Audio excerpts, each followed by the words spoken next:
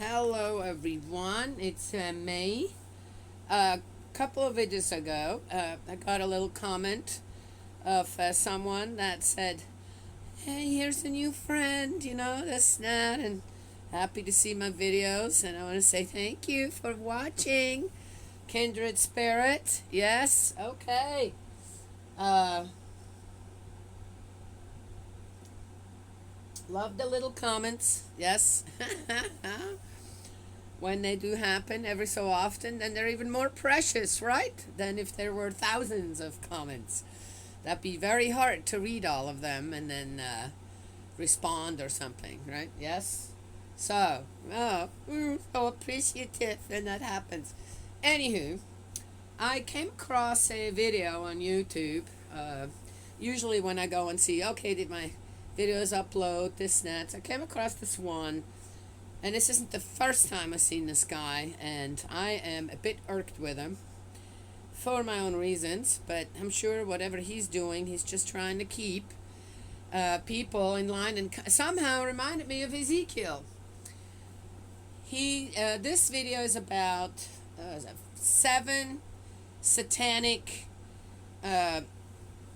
religious outfits that, he calls it satanic, that are misguiding people with their practices. And one of them, of course, was the Unification Church. It was called the Unification Church 40 some years ago, okay? 30 years ago. It became the family, it is now, the family has been for a long time, the Family Federation for World Peace. It has a new flag. I believe it's up there. Where is it? Oh, it's over on this side. Right there, up there. You see that? See that right there? Yeah. And it shows the flag has is a circle, yes, and it has the grandparents, the parents, and the children in it. Yes? Okay. Family Federation for World Peace. That's what we Moonies now, our movement is called. For people out there who don't know that. And it's been for many, many years, at least 25, maybe 30 years. It's been a long time since we were the Unification Church. Okay? And so again, in this one, that video is a very new video. It's 2 weeks old. And that guy doesn't know that? Well, then that tells me right there he's never really studied my faith, what I believe in, and I have believed in now nearly 45 years. I listened to what he said, and there were key things, right, in my faith he mentioned, but that was it. And of course, in the context that it was given, the rendition given was totally false. It was just false. It was wrong. And he talked about Jehovah Witnesses. He talked about Mormons, I believe. He talked about some other ones. I didn't listen to all of it. I went to the one I was interested in, and I'm going, okay. And the emphasis was, of course, on Christians, that Jesus, and according on how it is in the Bible. And I thought, I've always found it interesting when a video like this is made, and then the number one thing is to point out all the bad things about other people's faiths, yes, so that one's own faith looks better. All right. It wasn't a teaching experience. It was a accusatory video pointing out all these different religions, or within Christianity. Okay, suppose that these outfits are saying they're based on Christianity, but they're not. Well, then let's go down to the basics and say, okay, let's just take Christianity. Why is it that people are looking for other faiths, even though I grew up Catholic, and it didn't take long for me to say, no, no, I'm looking for something that will give me more answer. I'm looking for something different.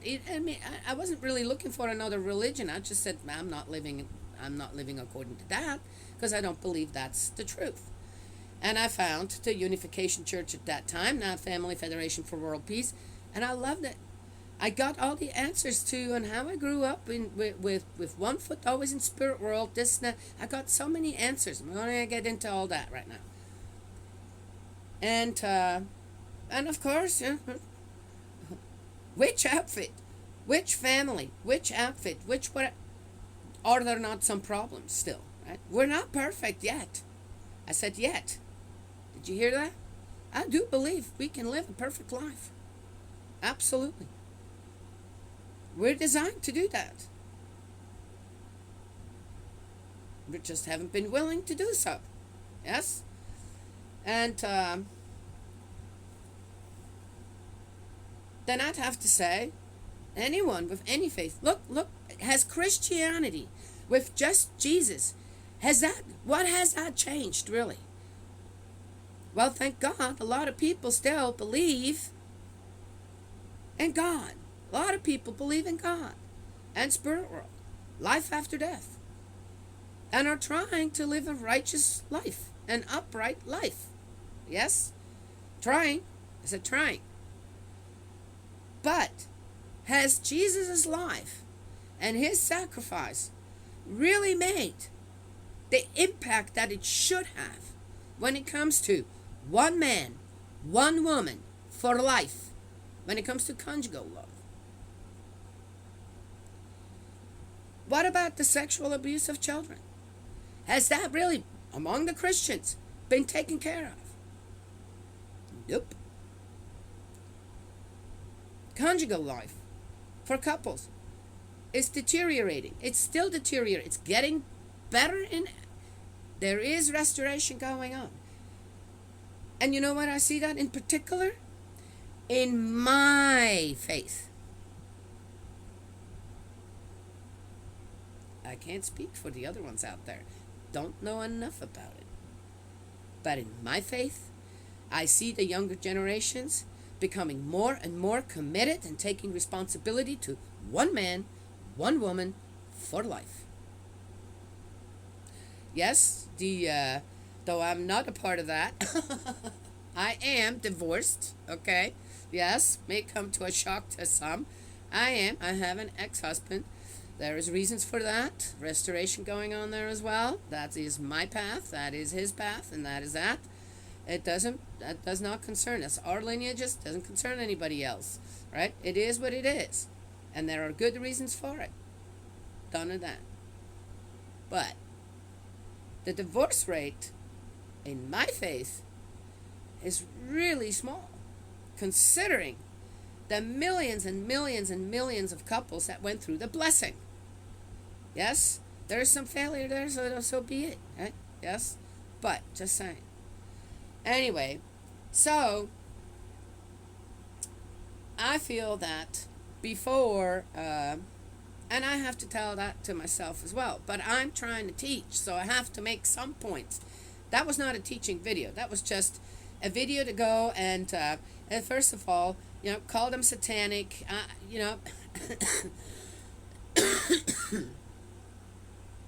then they don't know what satanic really looks like. But anyway, to just do that and tear up other faiths, Christian-based, to, I don't know, make what look better, I don't understand. And then one of the accusatory things that came up in my faith, according to that guy, which happens to be Korean, and in Korea right now, religious freedom is attacked big time, big time. Okay, just saying, especially for Christians. What was I going to say? was that we believe that Jesus should have had a family to start a new lineage, God's lineage. But that didn't happen because he was killed on the cross. And he thinks that that's blasphemy. Really? That's interesting. Then he does not understand God at all. He has no connection to God. No idea what God's will and ideal is for every person on earth. Anyway, so said that. So let's get going. So I saw that and I thought, I think the number one thing then for every Christian is, have we really done such a good job over the last couple thousands of years with everything Jesus gave us? And we're going to get into that in the New Testament. Have we? Then why are there still so many atrocious things going on out there? We've not done a very good job.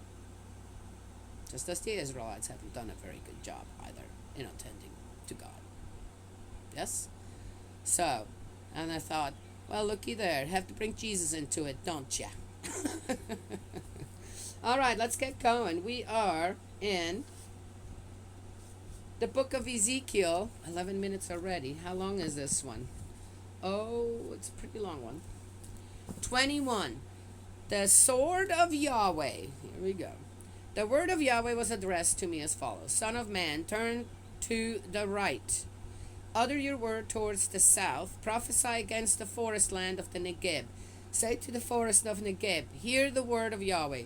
The Lord Yahweh says this, listen, I am about to kindle a fire in you which will burn up every green tree in you as well as every dry one. It will be an unquenchable blaze, and every face will be scorched by it from the Negeb to the north. Whatever that means. All humanity will see that it was I, Yahweh, who kindled it, and it will not be extinguished. I said, Lord Yahweh, they say of me, he does nothing but speak in riddles. Aha, I wasn't wrong, right? They're not getting it. I'm not getting it. It's 2,000 years later, right? And I'm not getting it. What are you talking about, right? So no wonder, if you give this kind of hidden word, or, I don't know, does it just sound good because you want to scare the people? Or that's a scare tactic right there, right? How is that going to help? So your God's going to do what? That's when it happened. Your God's going to do what? I'm going to run the other way. Oh, find me another God. Yes? Then the word of Yahweh was addressed to me as follows. Son of man, turn towards Jerusalem, utter your word towards the sanctuary, and prophesy against the land of Israel. Say to the land of Israel, Yahweh says this, now I am against you. I am about to unsheath my sword and rid you of the upright and the wicked alike. Okay. So the good trees, the green trees, and the dry trees. Since I am going to rid you of upright and wicked alike, I shall unsheath my sword against everyone alive from the Negeb on to the north. All right, so we read that twice now. So that everyone alive will know that I, Yahweh, am the one who has unsheathed my sword. It will not go back again. That's absolute. It will not go back again. But then again, there's a but. God's not like that. He's not that wishy-washy. This is just, Son of man, groan as though your heart were breaking. Utter your bitter groans where they can see you. And if they say, why these groans? Reply, because of the news which is about to come. All hearts will sink. All hands grow weak. All spirits grow faint. And all knees turn to water. It is coming now. It is here, declares Lord Yahweh. Why?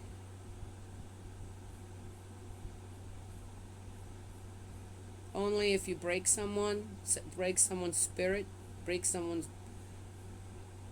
body, they'll submit. I can tell you that is absolute false because, again, Why? Why do I know that? Because I also know that God gave us free will. And He would never take that from us. That's not God talking. Just someone really frustrated who's trying to get the Israelites to go the right way. But that's not how God would do it. The word of Yahweh was addressed to me as follows. Son of man, prophesy. Say, the Lord says this. Say, the sword has been sharpened and polished, sharpened for slaughter, polished to flash like lightning. He has it polished to be wielded, the sword sharpened and polished to put in the slaughterer''s hand. It's written like a poem here. Shout and wail, son of man, for it will come on my people, on all of the chief men of Israel, doomed like my people to the sword. So beat your breast, for this will be an ordeal, declares the Lord Yahweh. So prophesy, son of man, and clap your hands. Let the sword pass 3 times. That sword for victims, that sword for a great victim, threatening them from every side. To make hearts sink and make sure many fall, I have posted the slaughtering sword at every gate, to flash like lightning, polished for slaughter. Be sharp on the right, be ready on the left. Whichever way your blade is needed, I too shall clap my hands, and sate my fury. I, Yahweh, have spoken.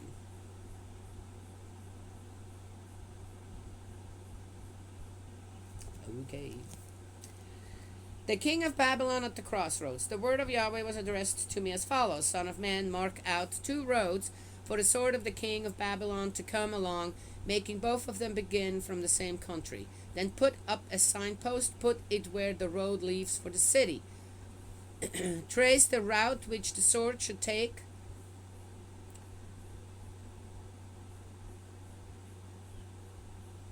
For Rabbah of the Ammonites, and for Judah to the fortress of Jerusalem. For the king of Babylon has halted at the fork where these 2 roads diverge, to take the omens. He has shaken the arrows, questioned the household gods, inspected the liver. Inspected the liver. The liver, not deliver. The liver. The lot marked Jerusalem is in his right hand. There too set up battering rams, give the word for slaughter, raise the war cry, level battering rams against the gates, cast up earthworks, believe that these omens are idle, for they have received sworn guarantees, but he will bring their guilt to mind and capture them. And so the Lord Yahweh says this, since you have brought your guilt to mind by parading your misdeeds and flaunting your sins in everything you do, because you have drawn attention to yourselves, you will be captured. As for you, impious and wicked prince of Israel, whose doom is approaching to put an end to your crimes, the Lord Yahweh says this, they will take away your diadem and remove your crown. Everything will be changed. The low will be raised and the high brought low. Ruin, ruin, I shall bring such ruin as never was before, until the rightful ruler comes, on whom I shall bestow it. Well, the rightful ruler is who? Okay. So once again, though, there's a little more. Though,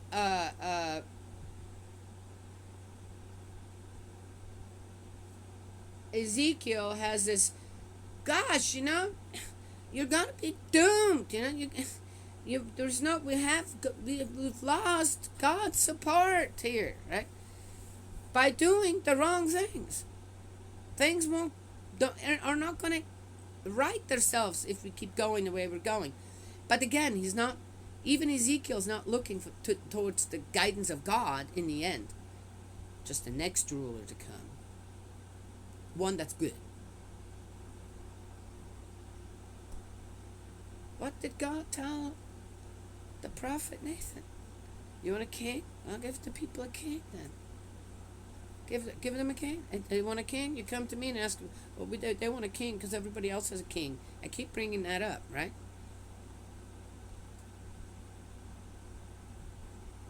This is why am I not good enough? My guidance not good enough? They want a king. Oh, they got free will. Then give them a king. That's going to be a mess. It's been a mess ever since. Right? Yes? Yet here, Ezekiel, I don't know. Maybe Nathan's words never went past the time he lived. Though they're in here, right? They made it to our time. But when it came to the Israelites, never trusted God to guide them. Never. Ever. Very sad. Sadly, a lot of Christians don't either. All right. The punishment of Ammon. Son of man, prophesy and say, the Lord Yahweh says this, in reply to the Ammonites and their jeers, say, the sword is drawn for slaughter, polished to devour, to flash like lightning. While you have empty visions and consult lying omens, to cut the throats of the wicked, whose doom is approaching, to put an end to their crimes. Put it back in the scabbard, the place where you were created, the land of your origin, will be where I judge you. I shall vent my fury on you, breathe the fire of my rage against you, and hand you over to barbarous men whose trade is destruction. You will be fuel for the fire, your blood will flow through the country, you will leave no memory behind you, for I, Yahweh, have spoken. So that's the end of 21. I'm going to bring this up one more time. You going to believe this after what I just told you? When God was asked by one of their prophets early on, said, well, the people want a king. They see everybody else has a king. God says, well, so I'm not good enough? My guidance is not good enough for you. You should be looking towards me. Why are you looking towards someone else out there to be your ruler?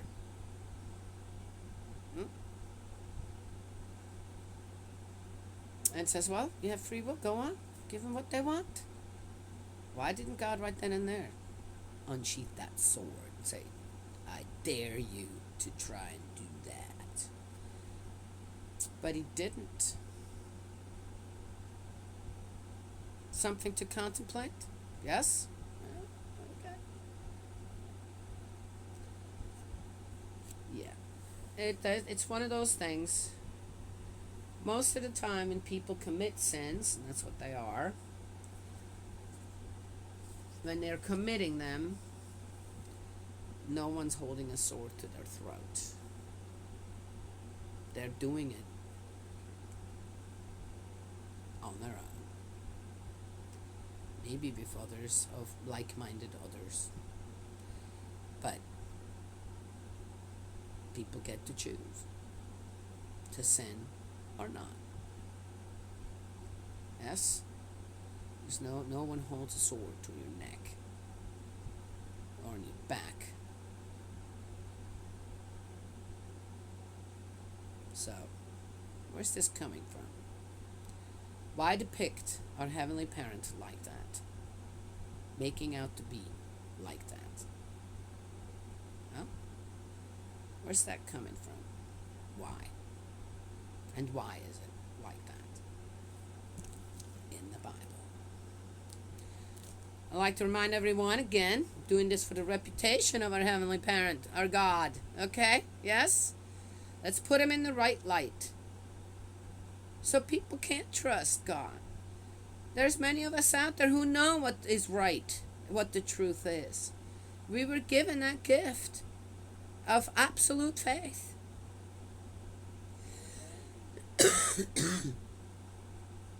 Absolute faith.